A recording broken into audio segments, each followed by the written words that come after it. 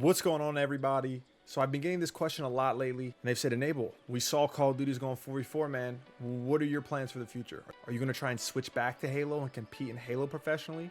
Are you going to focus on full-time content creation? Are you going to make an OnlyFans? Are you going to retire? You know, I've had all these questions, and in today's video, I'm going to answer them for you. First off, unfortunately for all you out there, not making an OnlyFans. I know you guys want to see it. I just can't do it though. Maybe in the future, who knows? I don't know. But at this point in time, OnlyFans is off the table. Now, explaining my future, I have a couple of different options, guys, and they're all pretty equally interesting, I would say. And I just don't know exactly which way to lean. Obviously, first and foremost, I'm a competitor, right? You guys know me. I've been competing professionally in video games for over a decade now. Started in Halo 3 when I was like 15 years old, and it's still going. I'm 26 now. So I've been doing this for a while. It's literally been the only job that I've ever had, and I don't think I'm quite ready to give it up. But at the end of the day, that's not necessarily up to me, you know? I mean, I know I have more left in the tank. I have the fire, but I do need to think about these things moving forward, especially as I am getting older. You know, I need to really make sure I'm secure financially. I need to make sure if I do keep competing, it'll be something that I'm doing because I'm enjoying it. So there's a lot of factors that go into this.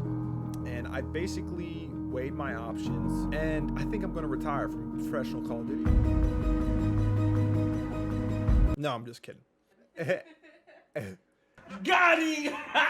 But seriously, these are the options for me, at least in my opinion. Ideally, next year, I would be competing on a starting roster in Call of Duty Black Ops Cold War. For me, that's ideal. But there's 12 spots that get erased right off the bat, since Cold War is now 4v4, which I do think is a great move. It really is. It's a great move. I don't know if that necessarily helps or hurts my chances going into the future, right? On top of that, you know, COVID is a thing. It hurt a lot of businesses. So a lot of the players won't necessarily get their team option extended, right? Like, even if a team wants such and such player, they are probably going to try and re-sign them for less. Okay. So I have that option, you know, competing in Call of Duty, ideally as a starter or on the bench. The second option for me would be going back in time and going back to Halo Infinite and trying to compete professionally in Halo Infinite. Now, I can't tell you all the details, but I do feel like there is some interest in me going back and competing. So that's another option.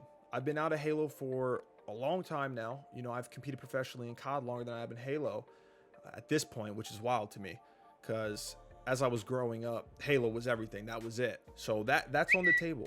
I don't know how Halo Infinite is going to be. I haven't seen anything on it. You know, I don't know how the HCS is going to run their league. So those are obvious things that I need to find out. If I, A, would enjoy the game, B, if I like the direction the league's going, and then C, you know, amount of salary I can get, prize earnings. Because like I said, now that I am getting older, I need to make sure at the end of the day that I am secure financially. And then there's option 3, and that would be taking a leap of faith and going to full-time content creation. And with that, obviously, I would be retiring from Call of Duty. I would be done competing, at least for the foreseeable future, which would be a pretty drastic move because, like I've said, guys, this is the only job I've ever had, and you guys know I love making content. It's something I'm very passionate about. And when I am done competing, I do want to do that. But I'm trying to build my brand up right now. So when that time comes, the transition is smooth, you know, and I don't have to worry about the risk, because there's obviously a lot higher risk in going full-time content creation rather than competing professionally in a game, for me, at least at this point. So that's the third option. And then the last option for me, guys, would be becoming a coach / GM of a professional Call of Duty team, you know, whatever the opportunities are. I know I can bring a lot to a team, and even if it's not actually playing, I think I could bring a lot as a coach or as a GM and, you know, constructing a team. I would also have more free time to make content on the side, but I wouldn't really be going all in on content creation, right? So those to me are my options moving forward with the future. And just to kind of give you some more specifics to explain which way I'm leading to, it basically comes down to this. For me, this year was not fun, okay? At all for me. You guys know I'm going to be as transparent as I possibly can. It It was tough on me mentally, for real. Obviously, you know, I was paid and I was financially secure, so I wasn't stressing about that. But I'm a competitor, man, and I wanted to compete and I just couldn't.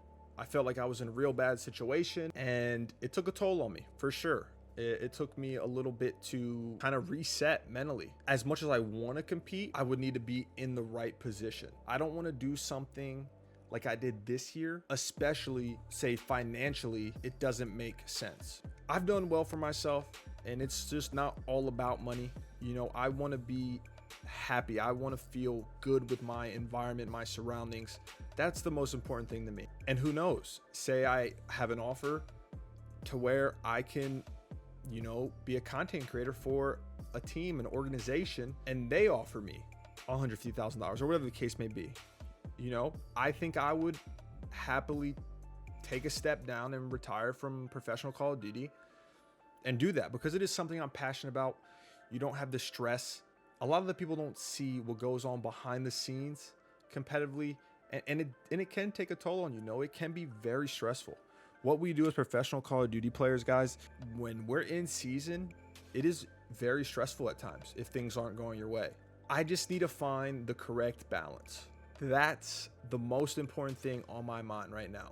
You know, those options, me competing in Call of Duty again, transitioning to Halo, being a full-time content creator, or being a coach / GM, all comes down to me finding out more information about each one. And that's it.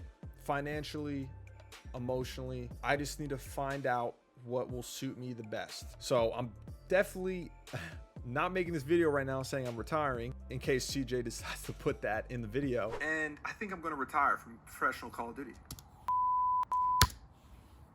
My future is very up in the air right now. You know, as the days go on, I'm finding out more information, which is good. I'm excited. I'm a little nervous just because I really don't know which route I'm going to take. I would love to be a professional Call of Duty player and be competing in the CDL for Cold War, because I do know I got a whole lot left in the tank. I'm trying to make it my revenge tour. I'm trying to get a world champ before I retire. But I appreciate all you guys watching. Those are my options for my future. If you guys have any questions, you can, you know, post in the comment section below. Don't forget to like, comment, subscribe. See y'all when I see y'all.